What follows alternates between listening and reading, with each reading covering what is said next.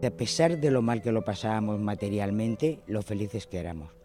Porque había una solidaridad, lo compartíamos todo, ¿no? Y esto es lo que a veces se añora.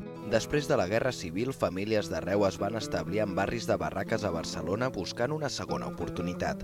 Los que estábamos aquí, la mayoría éramos de los que habíamos perdido la guerra, que nos venimos de nuestra tierra porque allí no teníamos trabajo. A Can Baró, els barraquistes es van establir a l'entorn de la plaça de Raimon Casellas actual a partir de l'any 42. No teníamos agua, no teníamos luz, no teníamos las calles por asfaltar, las barracas no las hacíamos con maderas. Per això van començar a reivindicar millores. La primera manifestació es va fer per reclamar uns contenidors. Teníamos muy claro que queríamos unas viviendas en condiciones y que además no nos queríamos ir del barrio. Y de ahí surgió toda la lucha y conseguimos esto.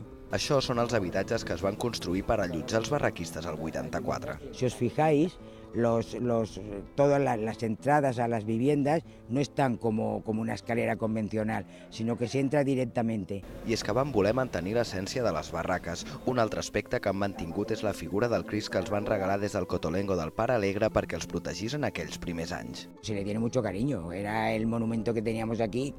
Todos nos hacíamos las fotos delante del Sagrado Corazón y es una imagen que hemos mantenido.